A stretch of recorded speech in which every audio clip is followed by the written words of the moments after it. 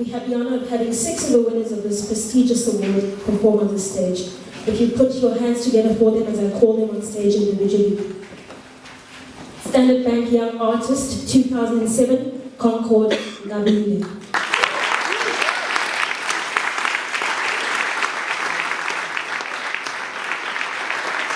Award winner for 2007, Shannon Mode.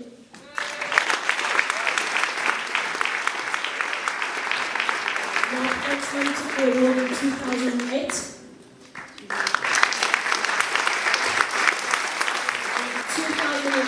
Standard Bank Young Artist Award winner, Kesivan Nanji. Currently making honor of the evening, our award winner for 2005, pianist Andile Nana, and 2008 music opera star Zan Stapelberg. Ladies and gentlemen, let's put our hands together for the Standard Bank Young Artist.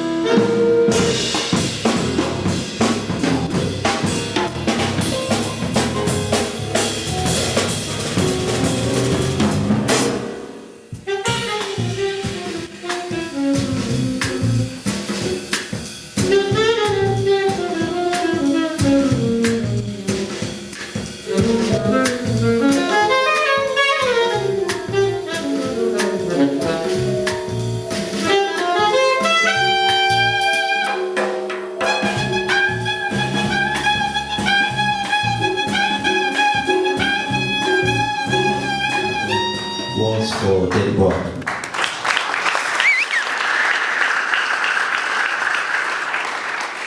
And Daddy Bob is her dad. And we opened the set with a composition by Mark. It's a piece whose melody is based on a scale or a mode called the Phrygian mode, and he calls it Phryg Tart. And we would like to continue with a composition that I wrote. It's a Zulu love song. Believe it or not, the Zulu, aggressive as they are able to write love songs. I'm not sure where that came from. This is called Umoya Wami. Now, in Zulu, Umoya could mean the soul, the spirit, the wind, the air, and other kinds of, never mind. But in this case, it's my soul. It's just how one feels content and enjoys the feeling of being loved. Umoya wami. Umoya wami, unandi, inhliziyo igcwele.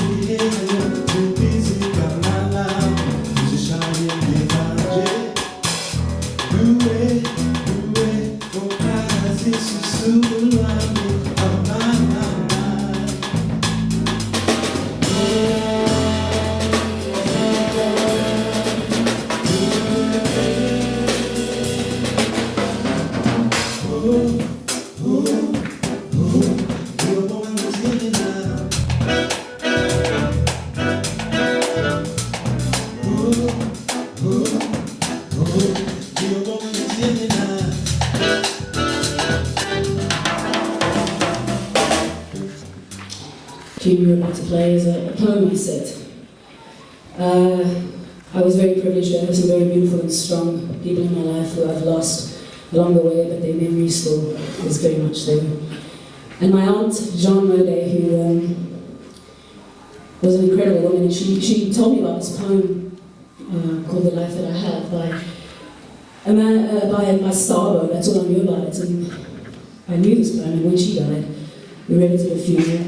And it stayed with me, and then a few years down the line, I was very inspired to write music to it, due to things in my own life that I was encountering, and decided to investigate the poem. And in fact, it wasn't by Starbo. What she had told me was it was a young Frenchman who went off to war and wrote to his wife from in battle and wrote this poem to her, and then he died. And so it was a sad love story, and the idea of the words, it was a complete surrendering of love, of this, I give myself to you. And when I investigated, in fact, I found out that it wasn't, in fact, the case. It was a more delicately woven intrigue, mystery that I found. And what actually happened was that there was such a person, Violetta Starbo, and her husband went off to war and he died. And then she worked for the resistance. She was she spoke French, so worked for the resistance. And when she was there was one way of passing secrets during the war was through poems. They would write poems and use it like Auden, or Thomas Hardy, and they become more obvious. But what happened was that there was a man called Leo Marx, who was a master cartographer and a codemaster, and he, in fact, was in love with another woman who died, and out of love for her, wrote this poem. He then passed it on to Violetta Starbo, who went off to pass this. She went off to France to now pass over these secrets and what have you. And just before she died, she was held captive, and just before they executed her, she recited this poem. She later was given the St. George Cross for her bravery, and there was a movie about her made called Carve Her Name with Pride. So this idea, this beautiful poem that was just a love poem as far as I saw, was in fact this very, very deep story that involved a lot of people and a lot of surrendering. And I'm going to read it because I made a pig's ear of it last night. So this is the life that I have by Leo Marx. The life that I have is all that I have. The life that I have is yours. The love that I have of the life that I have is yours and yours and yours. A sleep I shall have, a rest I shall have, and death will be but a pause. For the peace of my years in the long green grass will be yours and yours and yours. And we debuted this last night. It was the first time we did it. And I messaged my cousin, because I read this for my aunt, out of memory for her. And I messaged her to say, we've done the first performance of it. And without my knowing, she messaged back and said, do you realize today is the 10th anniversary of her death? So it means even more to me. So to put life into these beautiful words, the one and only Ms. Dawn Stelberg.